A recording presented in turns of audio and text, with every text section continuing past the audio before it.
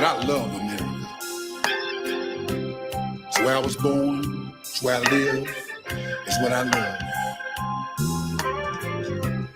And we ain't gonna let nothing or nobody tear it down. No, no.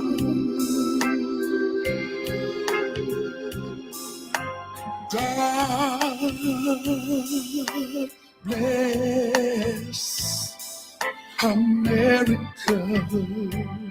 Well, land that's high. Oh yeah. Stand beside her. Oh yeah. And guide her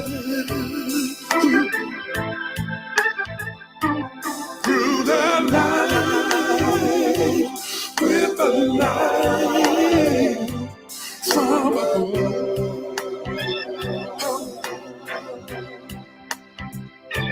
From the mountain,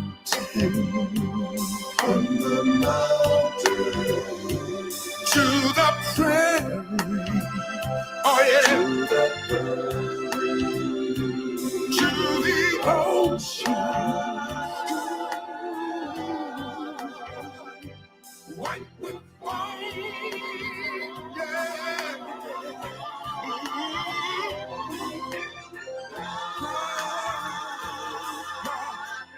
God bless me.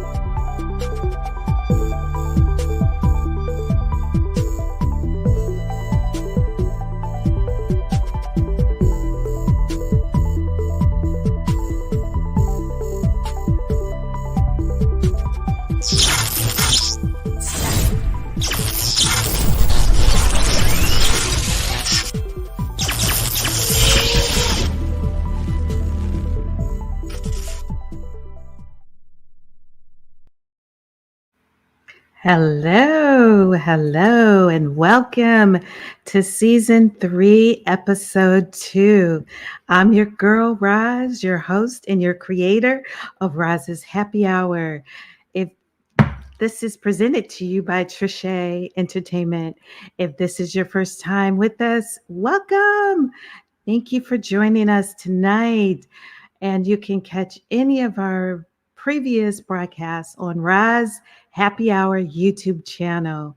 If you've been here with us before, thank you. You know know I love you. I appreciate you coming back from the bottom of my heart. So if you're watching on Facebook, please hit that share button. I know you hear it all the time, but if you could just hit that share button, you're in for an extraordinary show tonight. And I'm so excited to have our guests with us. I need 10 people to hit share. And if you're on YouTube, please hit that subscribe button. Did you see our last show with actor comedian Jonathan Slogan? Again, check out any of our past shows on Roz Happy Hour YouTube channel. Let me know where you all tuning in from. Do we have any military veterans online tonight? Please hashtag which branch. Oh, and hashtag Veterans Day. We're a week early, but we're getting ready. Well, happy Wednesday, hump day. It's wind down Wednesday. Grab your adult beverage and come join me for tonight's broadcast. And if you need any of the talent for any of your upcoming events, I'd love to be a resource for you. That's speakers, motivational speakers, that's artists, entertainment. We got you covered because our motto here is to bring you the best conversations in arts and entertainment. Oh, hashtag Roz's Happy Hour tonight. Thank you. Well, let's get into it for today. Show some love for our guest today as we salute all veterans and in honor of General Colin Powell and past Secretary of State, we bring you the broadcast tonight with a story of resilience. I'm going to just leave it right there and I'm going to let this video introduce our guests. Stand by. Cedric, how you doing, man? I'm doing all right, Steve. What do you do? I am an author and I am a marathon runner. And I do speaking. I talk to corporate entities about resiliency and overcoming obstacles. Oh, motivational speaking. Absolutely. What made you get into motivational speaking? Well, if you wouldn't mind, I'd like to come out there and show you. All right. I lost both my legs in Afghanistan. Oh, really? I wasn't supposed to doubt. Well, look, hey, Oh, you bad boy. I lost both my legs in Afghanistan. So when I say I run marathons, it's not to wear a medal. It's to make everything else a little bit easier. So Oh, no. You a cold piece of work, boy. Yeah. I wasn't supposed to doubt you, but I still ain't gonna run no marathon. Hey, Cedric, appreciate you coming, but Oh, man. That's powerful, man. Thank you very much. I'm glad. All right, y'all, welcome. Give him some hearts. A real hero, my dear friend Cedric. Welcome to Roz's Happy Hour. Thank you. How you doing, buddy? How you? There you go. Got you. Yep. Thanks so much, Roz. Hey, that was a great memory with my family. Oh I yeah. got a chance to meet Steve last year. It was awesome. Hey, and y'all won too. That we did, yes. That helped too. That helped. We won I think 5-day total. So it's pretty cool. Oh, nice. Got a chance to win the car. You won the car too? Yeah, well, we actually we won the car, but we just traded it. We took the cash for it. Yeah, of course. But But still, it was so inspiring meeting Steve though. That was one of my goals on my dream board was meet Steve and a few more people. So no, that was one of them. So dreams do come true. yes, So awesome. indeed. Let me say hi to some folks that's on here. I want to introduce you to U.S. Army Delphine Metcalf Foster. Thank you so much for tuning in. This woman here, she is disabled vet. She's been all over the country. The only woman, I just can't brag on her enough. So meet Cedric. Foster, what's going on? In the military, we call each other by our last name, so she'll understand. Foster, what's going on? Yeah. And then there's my neighbor. Thank you. My oldest son is an Army vet. All right. Awesome. Thank you. Thanking and grateful for their service. Absolutely. Oh, we have someone tuning in from San Antonio San Airport. Antonio, Lackland Air Force Base. Oh, I know it well. and she says, Valerie Patton. She said, oops, and my youngest is active Air Force. Oh, you got a whole military family over That's there. it. That's what's up. That's what's up. Oh my God. And here's Mr. Corey, the poet. This, I'm going to introduce you to him. This boy got a different kind of poetry going on. That's an R&B rap Okay. into. It's very, very nice. Okay. U.S. Army veteran. Burrell. Nice. Thank you all for tuning in. Did I miss it? Oh, got to get Bobby in here. Sounding great. Hey, Sister Bobby. Military out there. Too. Yes. Okay. Thank you all. Oh, I'm sorry. Army NG, 8 years. National Guard, 8 years. That's what's up, Paige. I see you. Well, let's get into talking about Cedric. Oh my God. Your story is of courage. How did you rise through the ranks in the military? Hey, let me just be straight with you. Like we got a lot of veterans on the show, so I don't want to make it look like I came up through the ranks super fast. Actually, I was a troublemaker early on. I was a troublemaker. I try not to get in too much trouble, but I got a couple trouble. I got an Article 15 a couple times. Got demoted once or twice, maybe 3 times, maybe. But as you continue to stick with it, you kind of try and right your wrongs and try to stay on the path, and things do work out. But for me, it was just just staying on the path. Fortunately for me, and I know a lot of the veterans on the line will tell you the same thing. I had really good leaders, Ross. I had really good leaders, and my leaders were like phenomenal. I mean, like General Lloyd Austin. He was one of the brigade commanders down the street at the 82nd Airborne Division. I decided to go to be an Army Ranger and went to Ranger Battalion. There, one of our most famous generals of all time was the regimental commander there. I come back to the 82nd Airborne Division years later, and it was just I was blessed with not a lot of talent, but I was blessed with a lot of great leaders. And if you have great leaders, sometimes great leaders can make up for the talent that you may lack or the expertise that you may not possess. If you get a good leader or two to believe in you, that will even the score a little bit. Yeah. So you had someone pushing you. Yes. So tonight, we talk about General Colin Powell. I got the opportunity to read his book because the Secretary of Defense today, General Lloyd Austin, the first Black Secretary of Defense ever, is one of General Colin Powell's mentees. I just, once again, I was very fortunate to come into the Army where they were outstanding leaders, people that set the standards really high and expected a lot out of me. Even when I wasn't giving my best, they still knew that if we stay on you, you'll rise to the top. And I God blessed me with some really great leaders. Some people that maybe you'll never see on the front page. Some people you do see on TV, time and again. But I had great leaders. And I owe a lot to them to this day. That's important.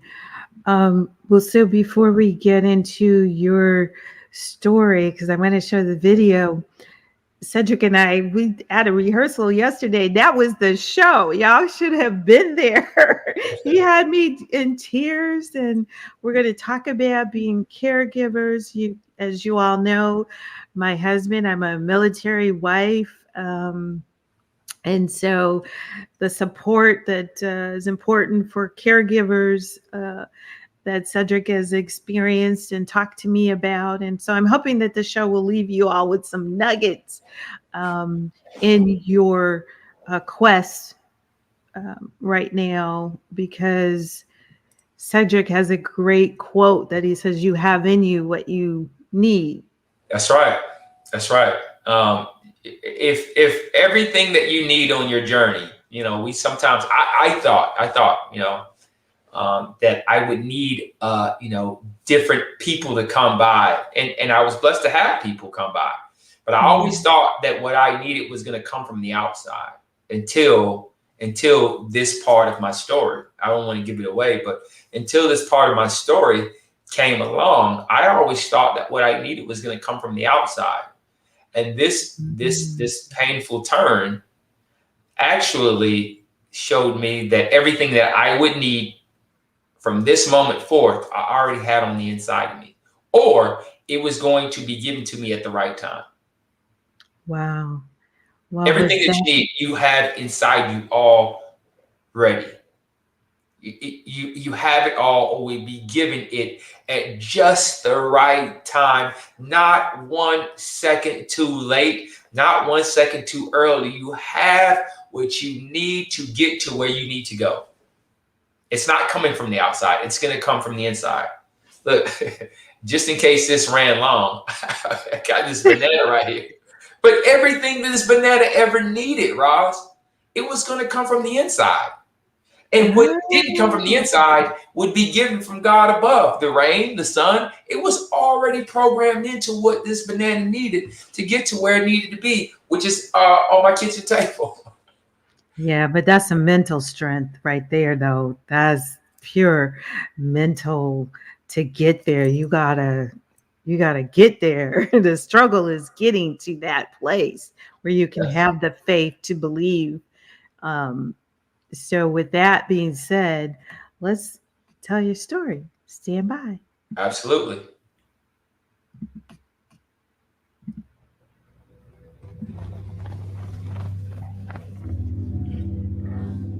My name is Master Sergeant Cedric King, U.S. Army, retired from Atlanta, Georgia. I grew up, when you grow up poor, you don't know you're poor. And we didn't have a lot. It's my mom and it's me. But my mom always told me we were rich. She said, we're rich, right? I said, Mom, we're not rich. She said, yeah, we are rich. So we got everything we need and more. We got love. We were very wealthy when it comes to love. A lot of my friends were going to jail. A lot of them weren't doing the best things with their life. And I can remember I made a conscious decision that could not be me. I had to take a different path. And the military was one of those paths. When I came in the military is when I truly learned a sense of what it is to love country. You begin to love this country. You begin to love what it stands for. You begin to love that people had to fight for this way of life. People died for this way of life. And I found out that I could be a winner in the military, but also I could be a winner in life.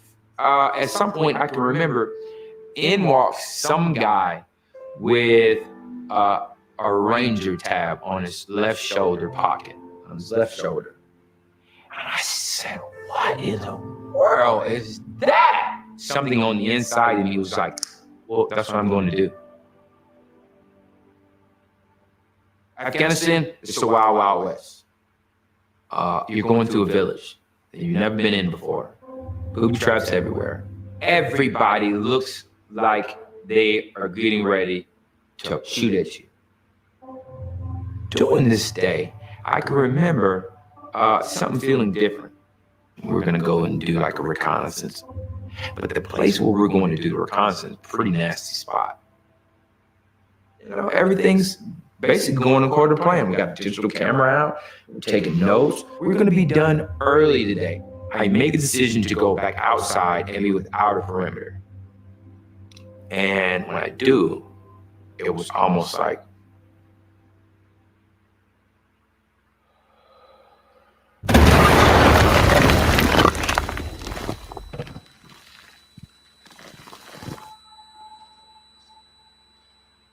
I stepped on an IED. It digs a hole about 2 or 3 feet deep. If this is my day, at least let me be able to just say goodbye to those 2 little girls and that wife of mine. That mother who raised me, let me at least be able to say goodbye to them. You know? Nobody I know that's been a double amputee has made it. A helicopter comes in. They put like a mask over me, and I'm like out for the count. I slip into a coma. I just remember waking up that the life that you had, it's not there anymore. It's like it's pure torture, man.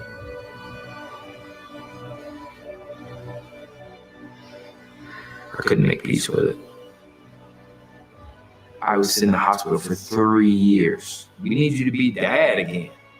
I began to find the peace in the storm. What is this trying to teach me? This is the greatest gift because it taught me how to be a better me. It taught me how to be a better father, how to say I love you and really mean it. You see, who we really are is not what we do. I had to find that out the hard way. This in here made up for this out here. So all I have to do now is love deeper. All I have to do now is encourage more. All I have to do is just be more of who I already am. I could do that. I'm coming back to do the ultimate things. I'm coming back to be even better than I was before.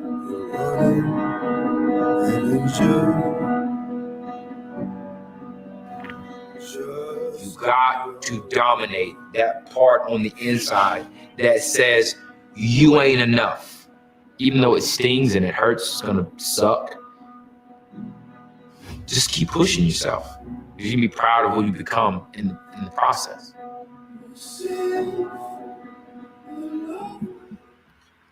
Wow. I mean, I know your story, and it's still, does that, for you to have to tell it over and over, how do you get through that part? You're muted. Roz, I will say this. Getting through it is not as tough as it used to be. Probably because of what we're going to talk about tonight. I made a decision to call it something different. Okay. I made a decision to call that part of my life a blessing. Now, I know it sounds real like cliche-ish, call it something different. But that's exactly what I had to do. I had to call it a different name. Instead of calling it a tragedy, or instead of calling it my worst moment or the final chapter, I just started calling it my blessing. That was my blessing. That was my gift.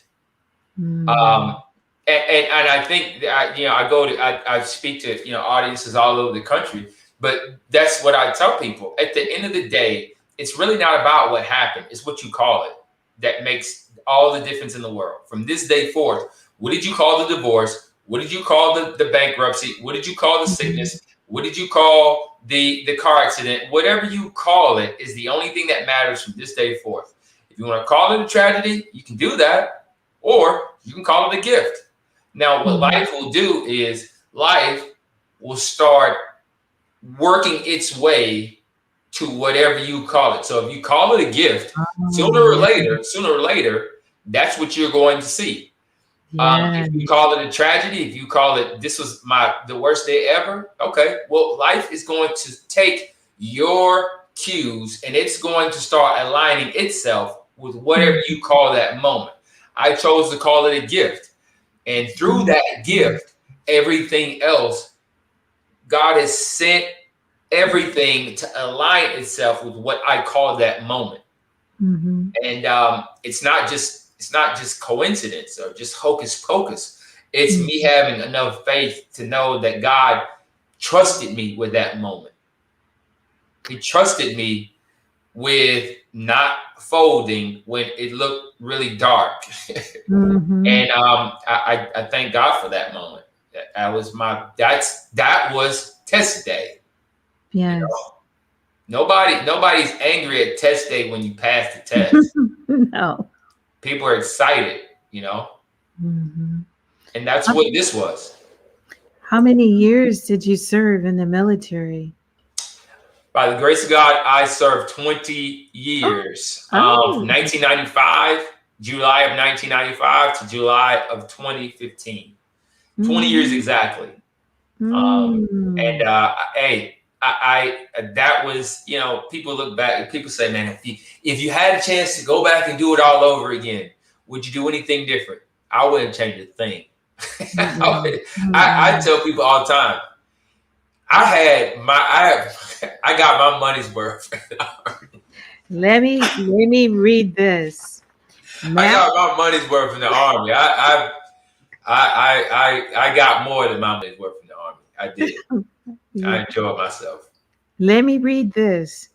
It says, Master Sergeant retired Cedric King is inducted as a distinguished member of the Barricade for exceptionally meritorious service while serving as an airborne instructor, section leader, and Pathfinder instructor.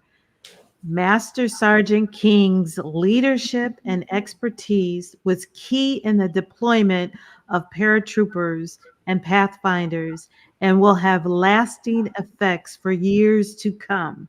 Master Sergeant's mentorship of non-commissioned officers and his commitment to the deployment of or development of airborne and Pathfinder students have enabled I-507th paratroopers. It's first of the 507. That's the name of the unit.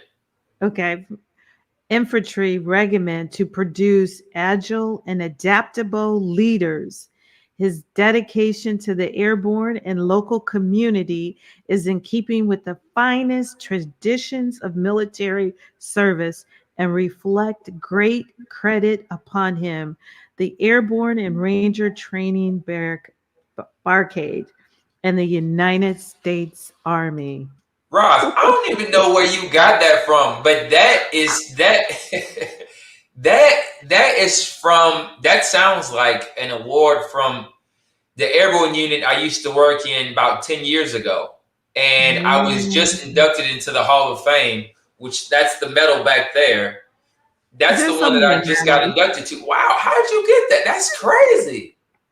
Wow. Well, congratulations. Well deserved. And you know, you're just my hero. And as well as, let me share this clip. He is just on fire. Ross, that's amazing. Yeah. We talk about what your leadership has been. I want to show this. Stand by.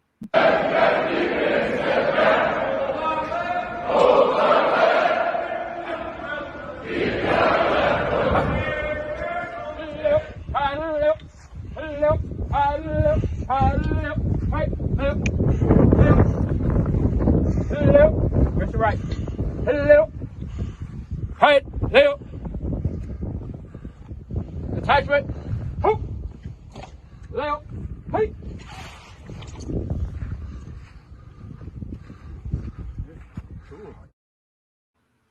Wow. Give him some applause.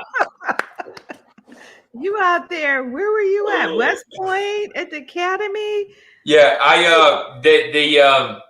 so once again, I talked about my leaders. As fate would have it, a lot of the leaders that were good back then, they went on to do great things in the military after I got injured.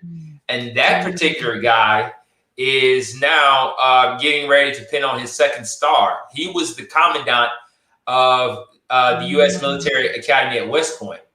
So that commandant was my battalion commander. Just God having the right people in my life at the right time. It's amazing. He invited me, said, you got to come up and you got to talk to the cadets.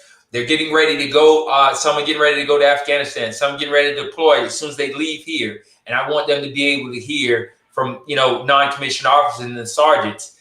You got a great story. They need to hear it. Wow. And I came up there and I talked to them, but we also did some PT together. We also did some running and a workout together. So yeah, it was great. It was great. Yeah, that was a great piece. I loved it. Hey, Deborah Pettyway, how awesome is he? He is awesome. Pettyway, what's good? How you doing?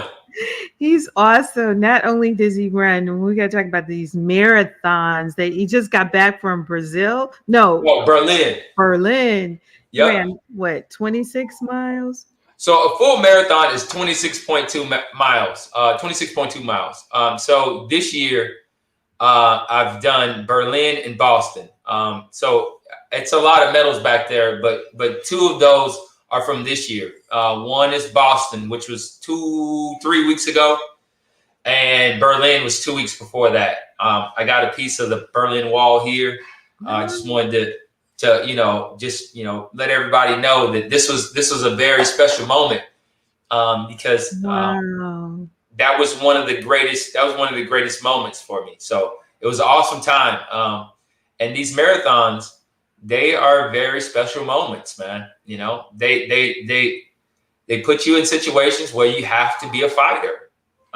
You have to fight to get to the end of those things, especially when you've lost a pair of legs. So it's a blessing. It really is. It's a blessing. Each one of those medals back there, we have a mutual friend, Mr. Damon Lester, and we have like these walls that we put our medals on, and that's one of the things that was important to me. When I do have tough moments, I gotta sometimes look at the times where I overcame the tough moments. And when you have a wall full of times where you overcame, it's hard for you to look at the moment in front of you and quit. When you look back and you say, man, all those times I didn't quit, there's no way that I'm gonna let this moment make me quit. Matter of fact, this is the wristband from Berlin. Berlin was one of the toughest marathons for me. But I finished it. And we're gonna go and do it again next year too. Oh my God! I'm competitive, so I like to make sure that I get the time that I want. I'm very competitive, so that was something that I really wanted to do. Any of the military people will understand. We everything is a competition, Still. Still to this day. Listen, let's holler at Deborah. Oh, Deborah, your mom. Wow. Yeah. There are a lot of people out there that are amputees. I didn't, man, wow. Yeah. Perseverance. Yes. And Cedric is all over the country talking to audience, corporate entities about resilience and overcoming obstacles.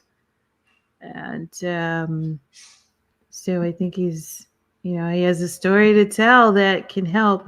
Let me pull up one of these. Who else you got out there? Who else we got out here? Oh, Walt Taylor. Yes, sir, you're right. So Walt has a old school group that he keeps all the music flowing from all the old school artists. So we Okay. just clicked like that because that's all I'm about. Oh my God, wait, I gotta come back to Deborah. She says, yeah, she's 90. Whoa, nothing stops her. Shout out. Shout out to Wow. Deborah's mom, still kicking butt at 90. Yeah, that's all right. So tell me about the pain. How do you deal with the pain? Because pain is just it can be unbearable even still now. Yeah. Yeah. I will tell you, when we talk about running these marathons, it's not just, you get out there and just run them. You have to start the marathon knowing that there's going to be a moment where it's going to be very painful. And it may not be until the very end, the last few miles, Mm. in Berlin. That's why I was so competitive. It was the pain. It was the pain at the end of it. When you don't have, just like for everybody, if you walk long enough, your feet will hurt. But when you don't have feet, all you have is stumps. And it'd be like you running on your elbow for hours. It's like it's not meant to stabilize your body weight. It's basically you just being punched in the ends of your stumps for 6 hours. Mm. And in the beginning, it doesn't hurt so bad. But after 6 hours, it's excruciating. It's Yeah. excruciating. But that is, once again, that is a gift. If you look at it that way. What do I mean by that? I don't mean that it's a gift to be in pain for 6 hours. But what I do know is when you are able to take the pain and still keep moving, it's not going to make the pain any easier. But what it will do, it will give you a sense of strength that you never knew you had. And for me, when times do get tough, just like I said before, I know that I can go back to those times where things were really tough, very painful. And I know that if I can get through that, then I can march forward with whatever is in front of me. Ross, I got to tell you, there were times earlier on where I tried to get away from the pain. When I first, these are my prosthetics, right? These are prosthetics. Anybody that's on the line right now, you'll know that these prosthetics, this is what it is. It's basically like a metal rod, and you walk on them. It's metal sticks. And Ross, in the beginning, when I first tried these prosthetics on, it was so excruciating. There's no way that the doctor intended for me to wear this like this. It's no way. Wow. And I would tell the doctor, I say, hey, listen, this is super painful. Can you give me something for the pain? Yeah, sure. And this is back then, in 2012, 2013, they would give you as much medication as you wanted. Obviously they're going to give you a dosage, but as long as you're in pain, they're going to give you something for it. And that's what docs are supposed to do. But inevitably, what will end up happening is you'll start to think that living pain-free is the way it's always supposed to be. So think about that. We live in a place and a time. We live in a country where as long as you're in pain, we'll give you something so that you won't have to be in pain, which is good just for a little while. It's not supposed to be your lifestyle. That's not supposed to be every day in perpetuity. It's not supposed to be that way. Some days you are going to be in pain, and running from it is just as dangerous as the pain itself. Yeah. And what I did was I chose to tell the docs, I said, hey, give me the medication. And in the beginning, the medication was great. It was great. I would take the meds and I wouldn't have to worry about pain at all, Roz. It was great. I could walk around for about 8 hours in the beginning, pain-free. And 8 hours out of the day is great. Yeah. But sooner or later, what will end up happening is the 8 hours turned into like 7 hours, 6.5 hours. So what I would have to do is I would have to take a little bit more to make it to the 8 hours, or maybe get 10 hours maybe. But what ends up happening is those dosages, they continue to tighten up, and your body isn't as responsive to the meds as they once were. So you got to take more. You got to take more to make up for what it, for the same amount that you took. Maybe take one in the beginning, but now you take 5. I got to the point where I was taking so many of these Oxycontins that the pain, I would be pain free, right? But the problem with being pain free is you also are oblivious to everything else in your world. You turn into some sort of diluted version of who you really are. It takes a little bit of who you really are, and it dilutes it. And now you're a fraction of who you truly are. So if you're normally watching a movie and you're laughing, you're out of it. You're dazed. You're somewhere else in another world. And that is no good. So where is the some people might maybe say, well, what's the balance? Do you stay in pain, or do you stay drugged up? And that's the challenge. That is the challenge. Finding the balance and being honest with yourself to know that, hey, this ain't me, man.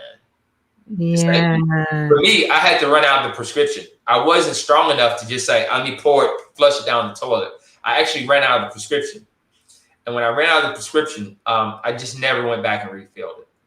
I would go to the appointments, and when there's a part of the appointment where the doc says, hey, do you got this prescription, you need another one? And I would have to say no. Yes. For my own good.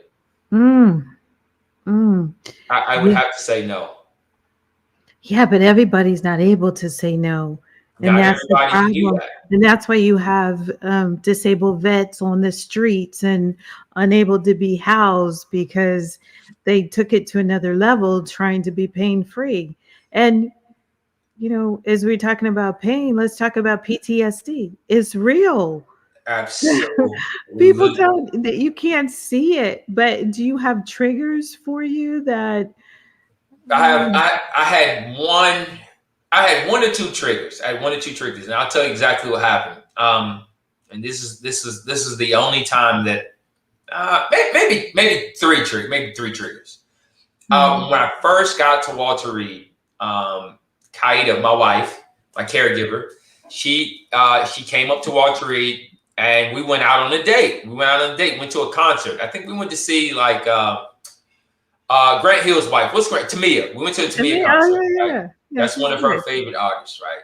So we go to the Tamia concert, and as we're getting in the cab, I heard this car going down Wisconsin Avenue in Bethesda.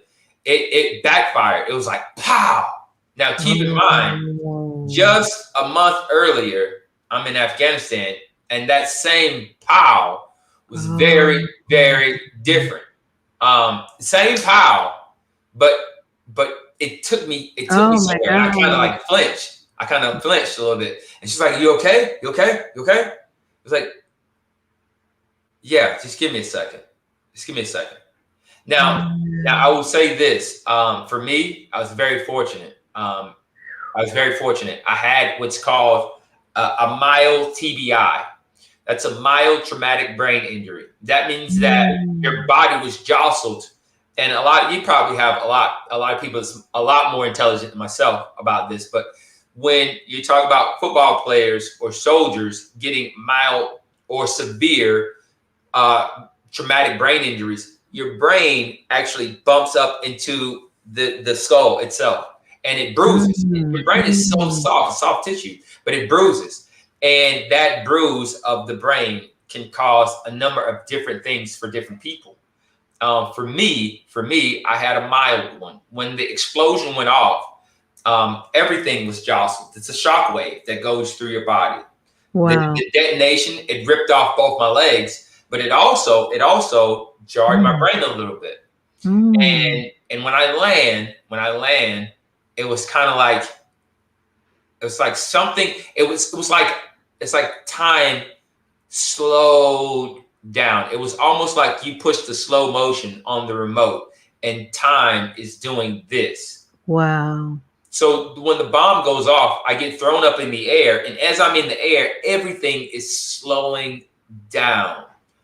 And over the years, I've been told that it's a sensory overload. Your brain is trying to compute everything that's going on at the same time, and something has to slow down. And it ends up in your consciousness. It slows down. And the moment that I hit the ground and the blast is done, everything is right back in regular time, you know? One of the weirdest things ever, and one of my toughest moments, but also one of the best moments of my life, was the day that bomb went off. One of the greatest moments in my life. It let me know that everything that my mom told me and all of the faith that she put in me and all of the lessons that the military put inside me were now being called to the carpet. You know, everything you get taught in school, one day there's going to be a test. Someday there's going to be a test. It might be, you might have one of those teachers that it's test on the first day, or it might be an end of course exam. But whatever the case may be, at some point, life is going to call you to account for what you've been taught. And at this moment, that was the moment where either I was going to believe or I was going to doubt. And I know it may sound cliche-ish. I know no, it's real though. But this was the moment. This was the moment. Either Cedric, you are going to believe that there is a God that's going to pull you through this, or you're not. Now it's time. Now is the moment. It's funny how, you know, it seems like there's never a warning to when the test is going to be in life. It could be tonight. It could be tomorrow morning. You don't know. You don't know.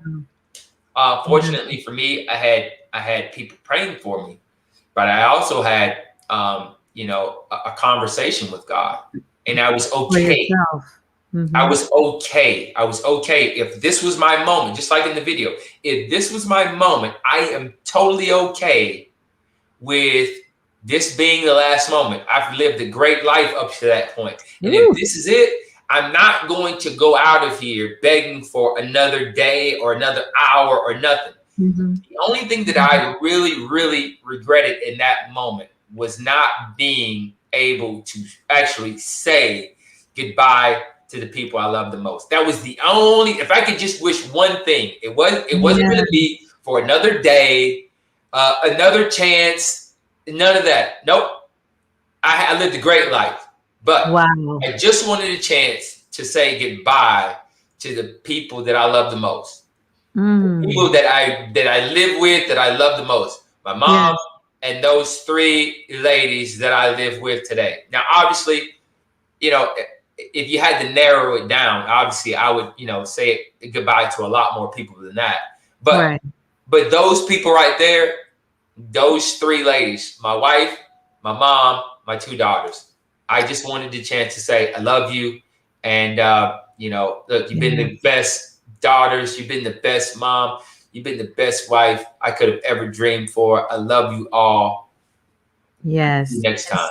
And Cedric is an only child. So I want to go to one of your speaking engagements. Stand by. Some of you are going through some things right now you can't even tell people about. But I'm telling you right now, if you stay in that sharpener like you're supposed to, you're going to end up in a place that the other pencils aren't. See, those other pencils are in there right now. And I'm telling you right now, they don't want to go in the sharpener. They don't want to be this guy. They don't want to be this guy. Some of the people back in your neighborhood, they don't want to be you. They don't want to go through what you're going through. But see, the more I get in this sharpener, the more something has become exposed. The best part of this pencil is starting to become exposed. The best part of you is being exposed through the trials, through the tribulation, through the struggle. The best part of you becomes exposed. That's in your hometown. That's in your From hometown. That was Chicago. Wow. That was actually my first time in Chicago. Oh my God. That was my first time in Chicago. We were at McCormick Place, and Oh yeah. I had made friends with the CEO of Starbucks. Really, this is the CEO of Starbucks, Howard Schultz. I had met him at the hospital, and we had just stayed in contact. He said, "Hey, I got some people out of Chicago, some youth out of Chicago, and they need to hear your story." And I was like, "Wow, Chicago, yeah, let's go." That's where I found Garrett. This is awesome. So, wow. So, yeah. Walt, I saw your comment earlier where you said you and your wife, I didn't know that, were both military. Well, thank you all for your service. Thank you. You guys hold tight. I do want to share just a tribute to Colin Powell. Stand by. Let's see. God bless America.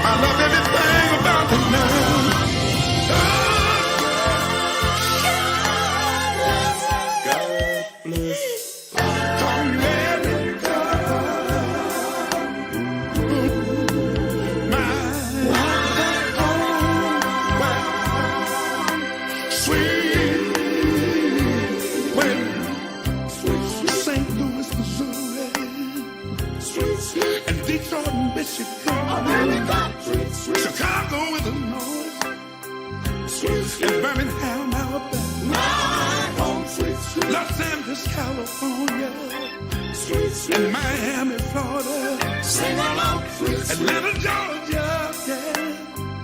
Now wait a minute. Philadelphia, Pennsylvania, and Washington, D.C.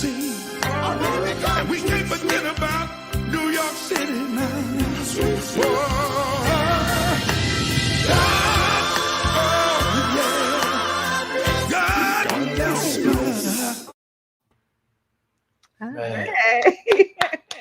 Man, I never got a chance to meet him personally, but I've gotten both his books. I think maybe at least two of his books, and those were such a blessing, man. Love listening to that guy. We were both Rangers and we were both Pathfinders. He was a Pathfinder too. He went back to Ranger school back in when it was crazy, 60s, and he just what a role model. Amazing. I really wish I would have met him. Trying to make the guy proud every day though. Yeah, what he meant to this country. So his service will actually be tomorrow. So that was important for us to do our show today, saluting, military veterans in honor of Veterans Day and in honor and ahead of his services tomorrow. So thank you, all the vets and military folks that are online and not online for your service. Thank my husband, a special treat to him. So let's move into talking about caregiver, because you have a fantastic wife.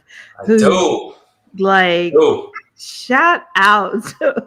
Yes, my wife. This is I want to send you guys. I want to just show you guys. I always keep. This is a picture of us. I don't know if you can see it, but this is my wife and my daughters right here. Yeah. You can also see them in the pictures of them were also in the intro video as well. Mm-hmm. My wife is she's a trooper. She really is. I think that you never know just how valuable someone is to you until tough times hit, right? Right. Roz, I was in the hospital with guys who came out of the coma just like I did. I come out of the coma 8 days after I step on this IED, I slip into a coma, and I come out of the coma, Roz. Mm-hmm. And for me, I was fortunate. I had my wife and my mom at my bedside. Mm-hmm. I had a buddy who came out of his coma, and his wedding ring was on the pillow. Oh my God. Was on his pillow. Oh no. So don't do he's that. he's sitting on a pillow, and there's it's a pillow right here beside him where he props his arm up, and right there on that pillow is a wedding ring. She left you? The guy loses all 4 limbs, both arms and both legs, and he's alive. He's alive, but she just said that, Oh hey, my God. I can't do this. I don't know if I can. And you know what? Oh. And Roz, let's just say this. We would all vilify that person if we saw her, but there's so many people out there that stick around, and they find out that they can't do it after they stuck around, which is even more painful. So if you are a caregiver out there of in any capacity, shout out to you, because that is that's the work right there. Some people say, well, thank you for your service. No, it's not me. It's my wife. Thank you for her service. Mm-hmm. The military spouses, if anybody has ever been in the military, you've heard this before. The military spouse is the hardest job in the military. It's not the foot soldier. It's not the special operator. It's not the Green Berets. It's not those guys. It's the military spouse. Because who's going to be up late at night worrying if you're going to make it back home every night? Every night. If you're the soldier, sailor, airman, and Marine, you know if you're going to make it back, because you made it back to the cot or the bunk, or you made it through another day. But for the spouse that does not know that, they have to weather that storm the whole time. Mm-hmm. That's way tougher than our job. Way tougher. Yeah, it is. So hats off to all the military spouses and the caregivers. I tried to push my wife away. I really did, Roz.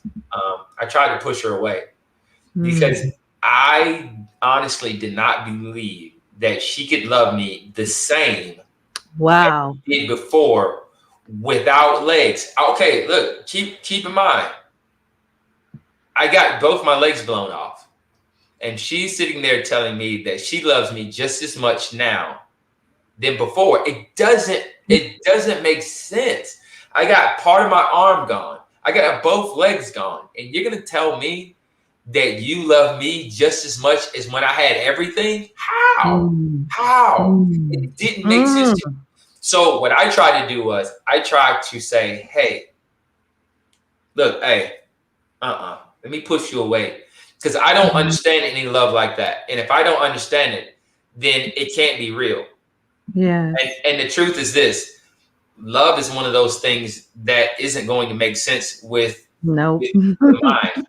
It's not going to logically make sense. Love doesn't logically make sense. And nobody understands what the caregiver is actually going through. They think, well, you're protecting him too much. You got to give him some room. And you're like, no, he can fall. He can't stand. He can't walk. I have to be there because I know the flip side of if he falls, there's precautions. And then, we're on another. Now there's another setback. If he falls, it's a setback. We go deeper in the hole if he gets hurt again. Yeah, exactly. And for any caregiver, probably the greatest enemy is not the doctors or the medication, it's the patient. For me, my wife will tell you, look, she's like, why do you have I'm getting ready to go down and do this Ironman on Saturday. What's that? Ironman, what do you do? So that's a 140.6 mile triathlon. It's 2.4 mile swim. It's a 112 mile bike, and it's a 26.2 mile marathon, all stacked into one. You have 17 hours to do it. So when I tell my wife, look, hey, I'm driving down tomorrow. I'll be there. I'll let you know I'm safe. And Saturday morning we start this Ironman. And she's like, oh my like, God. we finally got you to where you're not in the hospital, you're not bandaged up, and now you want to go and do something crazy. What? Why? And she's not going with you? No, we got daughters in school, so I leave tomorrow. Oh my God. So, but that's one of the things in the beginning, I would do even more risky stuff because I felt like any military person will understand this. Anybody that's ever been in the military is going to understand this. Part of combat is super dangerous. Super dangerous. Most of it is super dangerous. You're going into a real shootout. You're going to a real place where people are trying to kill you before you kill them. That's the game. But if you stay in that game too long, what will happen is you will start to normalize that danger. It will start to be normal. And what becomes normal is something that you begin to seek out when you come back here. So a lot of veterans are so like angry at society, and we just don't fit in sometimes because you got to understand where we're just coming from. Some people had too many deployments. And if you stay in combat too long, then that pace will frustrate you here in the States. Traffic will drive you crazy. Sitting in the Chick-fil-A line will drive you crazy if you're used to it always being kinetic. And there's always somewhere to go. There's always action going on. Your life is always within a fraction of an inch. When you come back and you have to wait in line for the nuggets to be to get the order right, then you're just going to go crazy. Oh my God, yes. It's not going to make sense. Yes. And civilians are like, what's wrong? Yes. Oh, what's wrong?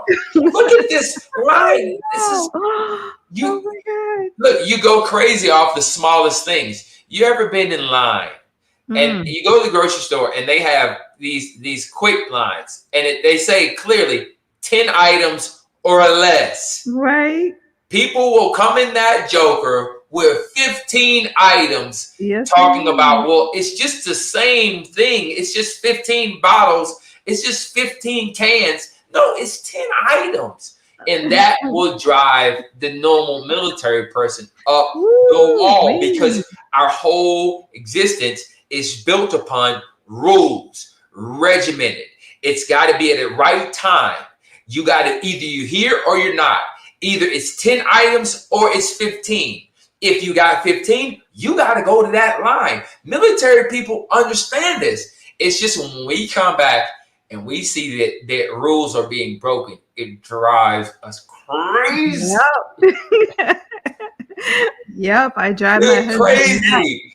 Yep, I drive my husband nuts. I'm not for the rules. I believe in breaking rules. Oh, it's so crazy. He is going to go straight by the rules. The book.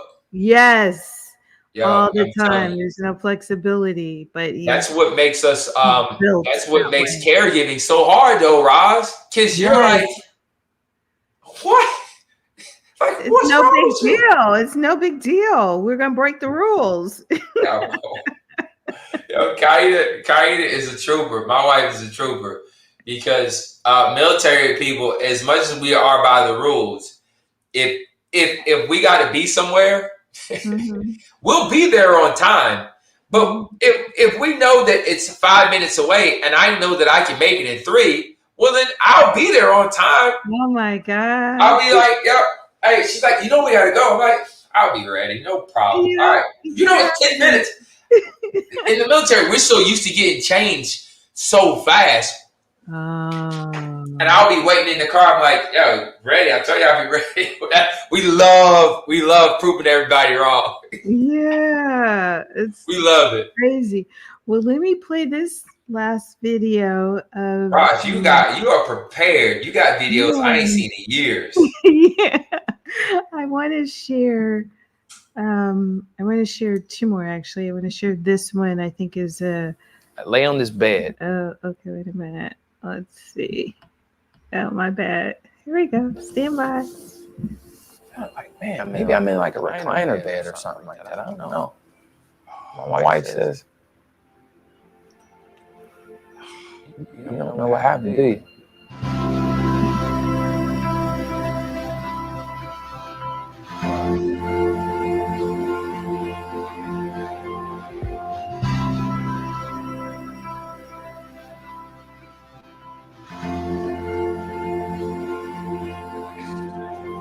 When it's mile 17 or mile 18, there's a point where I don't know if I can do it. I stop looking at the marathon in its entirety. I start looking at it as one step, one moment.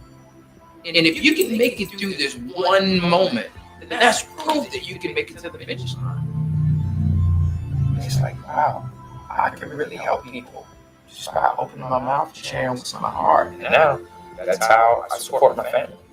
I want to climb mountains. I want to write a best-selling book. I want to run for office. And I mean to do these things because it's in my heart. You can support the troops just by doing what you would want done for you. It's so easy. Just look inside your heart and say, hey, how would I want to be treated? If I fought for my country, you can thank the troops. You can support the troops. How about this? Rock the troops. Dwayne Johnson, Kevin Hart, rock the troops. It's going to be awesome. Come and tune in. Wow. That, I mean, you said you can do what you set your mind to do. That's exactly what it is. You know, in the military, I got that. I think the perfect storm of what the military put inside me and what my mom and my grandparents taught me growing up. My family, my aunts and my uncles and my cousins, they all taught me about the faith that will be required in life. And I was raised in the church. And just listening to the stories and combined with the mental training that the military puts me through, that is like a perfect storm for success in life, I think. It's not tapping out just because it's uncomfortable. It's not taking a knee or you know, I need a timeout just because it's uncomfortable. The military is like, hey, listen, you're going to have to learn to be okay with being tired. You're going to have to be okay with being fatigued. You're going to have to be okay with being hungry and sleepy and still getting the mission accomplished. And you're going to have to do that again and again and again and again. Now, if you take that and you mix it with faith, knowing that even if I can't see the outcome, I still know it is possible. I tell everybody when I start any one of these marathons, very rarely can I see the finish line. Very rarely. Very rarely is it a race where I start at the same place that I finish, unless it's like a loop. But for the most of the major races, the Chicago Marathon, the Boston Marathon, the New York City Marathon, the Berlin Marathon, the London Marathon, or the Tokyo Marathon, you're going to start in a place and the finish line is going to be way, you won't be able to see it. But we still run. We still run knowing that the finish line exists. There's not one moment where I start and I doubt that the finish line exists. I know it exists. And because I know it exists, I keep running. And the same is true in life, Roz. Just because we can't see the outcome of the marriage or raising the kids or the business or the book or the song or the singing career or whatever it is, just because you can't see it right now doesn't mean it doesn't exist. Right. If you always need proof that something exists, if you always need to see it, you'll never do anything in life. You'll never do anything. You're going to have to, more times than not, to get through this life, you are going to have to start with no evidence that the finish line is there. You're going to have to move on pure faith. You start school not being able to see the diploma, but you know that it's in there somewhere. You keep going in this marriage because you know that happiness, it might not be right now. It might not be tomorrow, but at some point, the happiness that you will have will be worth the frustrations that exist right now. Yes. And you move forward on faith. Sometimes you're going to say, I love you, give me a kiss on faith. It's just what it is. If you're going to always have to see a smile or get a hug to be okay, you'll be waiting for the rest of your life. Yeah. Yeah. You got to be okay with being okay. You got to be okay with not being able to see the outcome. You got to be okay without seeing the evidence and move anyway. So what? You don't see the money. Move forward anyway. Yes. Never give up. I will say this. You know, one of the things that makes this life so worth it, it's faith, and also making sure that I put meaning on whatever happened. This chapter of my life, this blessing, this getting my legs blown off, I have to put meaning on it. Viktor Frankl, it's one of my favorite authors. He's the author of the book. It's called Man's Search for Meaning. And he said, the thing that makes people so unhappy is when they go through things and it seems like it has no meaning attached to it. Now, keep in mind, this author was the author of Man's Search for Meaning, which was his chronicles through a Nazi death camp. Now he has this book. He writes this book, and he said the thing that made people the most unhappy was the fact that they had no meaning to their suffering. It seemed like it was meaningless. But on the other hand, when meaning was infused to this seeming tragedy, that's what gave people the endurance to get through it. You have to put meaning behind the things in life that are uncomfortable. When it has meaning, it gives you the endurance to get through it.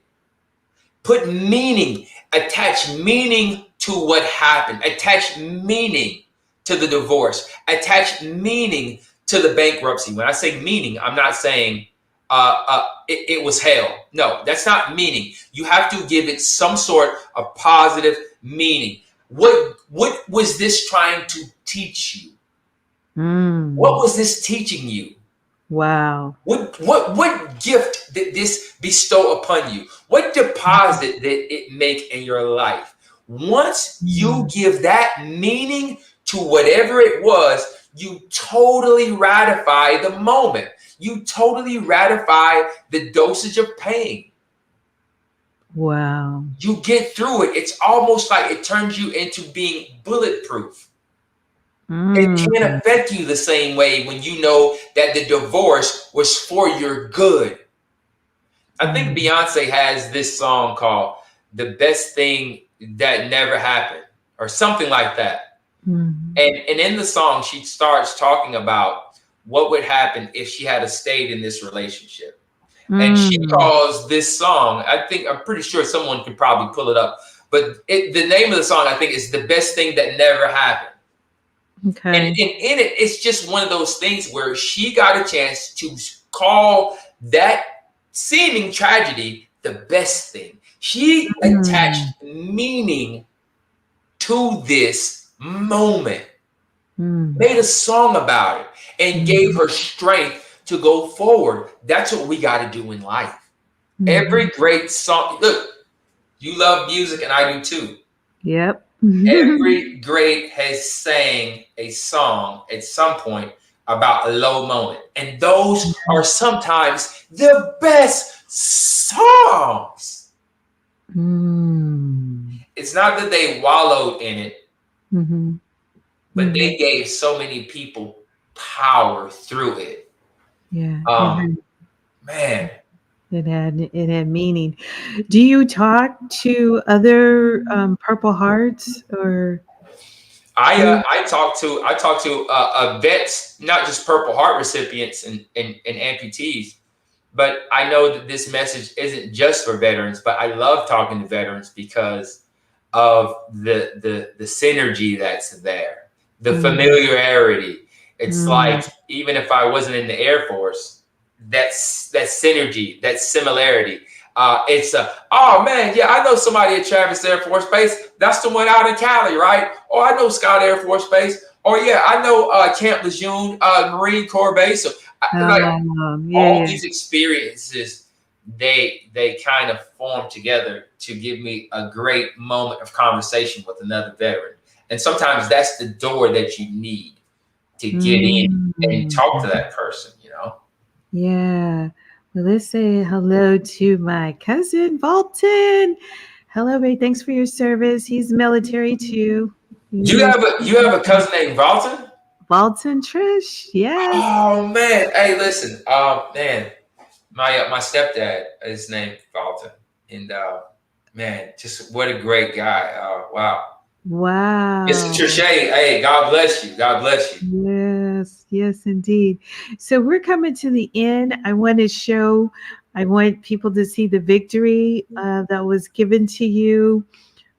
But there are good people out here that do good things, and I want to share that. And then I'd like you to leave us with some words of encouragement. Got it. All right, stand by to see.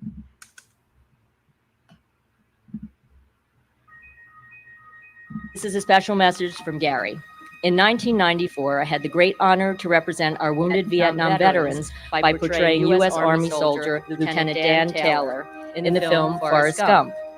Today, we celebrate the service of a real-life extraordinary U.S. Army soldier, Master Sergeant Cedric King, who, like Lieutenant Dan, has faced those difficult challenges, moved beyond the battle years, and has begun a new journey. A home like this is so very special because it has been built on gifts of many individuals. This house is special, especially to you girls, because tonight you're going to be laying in bed, looking at your new ceiling, feeling the comfy mattress. But you know, it's really been made special by a number of people. That it is built on the promise of thousands of people who have put a few dollars at a time into it. I'm proud of the fact that Paul Mitchell schools have raised $585,000 for the Gary Sinise Foundation, and we raised it $1 at a time. We're talking about bake sales and car washes and fashion shows and princess parties. These guys know what I'm talking about. There's not another home in this neighborhood like that. The Home Depot Foundation stood on these grounds about a year ago, looking at the plans of your home, and today it is now reality. And I know that this home will be a home of laughter and love, a place of joy, a place of growing, a place of just wonderful, amazing memories that your family will cherish for a lifetime. Listen, we honor you for your service, and you deserve this home. What a lot of people might not realize is when they put this label of hero on a lot of our veterans, it's actually quite a burden to carry. After a couple of deployments and losing friends, when somebody sees me in uniform and says thank you and so on, I got to tell you, every time that I hear it, I'm dealing with my own survivor's guilt. So, Cedric, I'm telling you, your sacrifice is just, and you deserve this. This home is a tribute to those that didn't get to come. Kaida, I'm so excited that you are getting ready to move your family into your new forever home. This home is just as much for you and those girls as it is for Cedric. Cedric, you got fighting. And because of that, and because of the service that you have given to this great country, Gary Sinise Foundation is honored to turn over the specially adapted custom smart home that will make your life so much easier and give you back some of your independence that you lost on the battlefield back in 2012. We must never forget as a nation to support each other. It's not just our vets, it's all of us as a nation, and we really make the world a better place as a result. I didn't know it was going to be anything like this. didn't know it was going to be anything this nice. I didn't know it was going to be anything beyond my wildest dreams. Thank you so much. It means so much. There's a lot of Gary in this foundation, and I'm not going to get you. But there's also a lot of other people, and that's what's really making it great. We can't forget that, well, his name's on it. It's one man, he's a great American. But it is all the other great Americans that have contributed and become part of it through his inspiration. Oh. Roz, you can't do that to me, man. Come on, Charlie. I had to tell the story. There's a victory at the end of the. Oh no! Oh man, Roz, man. You know what? They're good people, and wow. yeah. Roz, that moment was very. I mean, it still looks like I still look at that video, and it looks like it's not real. It's like I've been living in this house now for 4 years, and it still looks like wow, it's amazing. Yes. Listen, yes. I know we got to close out. I actually wrote down some things that I want everybody to leave with. I'm gonna go through them real quick, okay? All right. First, how you see things is more important than how they really are. Remember this.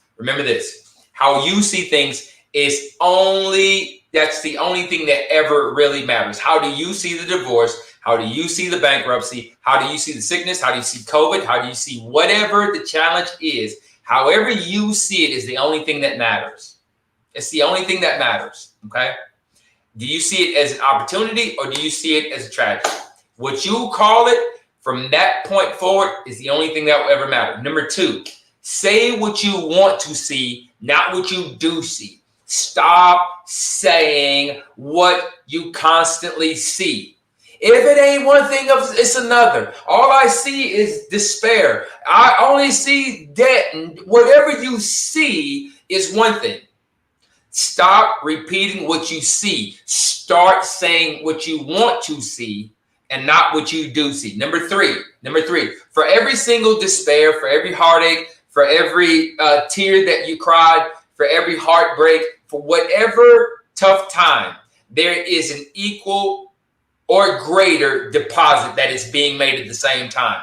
Your job is not to focus on what happened. Your job in that moment is to find the opportunity right there at the same time. Remember, for every despair, for every heartache, there's an equal or greater deposit. Look for the deposit when everybody else is complaining about the heartbreak and the despair. That's your moment. Look for the opportunity in there because it's there. Number four, when things go wrong, people have to go right. Every single medal that's on my uniform, the very highest medals, the highest medals that I have ever awarded are not awarded because something went right. Any military person on this line understands for the highest awards that they give out that can be ever bestowed upon a person is the Congressional Medal of Honor. And every single time that medal has been awarded to a person, posthumously or humously, it's always been given when something went wrong, but people went right. Things will go wrong. That's your opportunity. To go right. When things go wrong, people go right. And that's what the military gives medals for. But that's also what life gives medals for. And last but not least, the same hand that brought you to this trouble, to this challenge, to this obstacle, whatever hand brought you to it will bring you through it. Whatever brought you to this moment will also take you through this moment. Never think for 1 second that the hand that brought you here is going to leave you here. That's not the way life is designed. If you stick around, you will see that that same hand that brought you to this moment will take you through this moment. And that's all I got for you tonight. Roz, thank you. It has been a pleasure. Salute to you. Thank you, sir, so much for your friendship and your service, and happy Veterans Day, early Veterans Day. And let's stay in touch and say hello Thank you to so wife much, Roz. and have a good marathon run. I shall. I will This keep you next posted one. and send you pictures, okay? Please do. Okay, stand by. Thank you all for being on tonight. Hold on. Well, I don't have anything else to say. We'll see you next week. Our guest will be Ernest Pugh, gospel singer. So we're looking forward to that. Stand by as we take you out. Thank you all again. And hashtag Cedric King.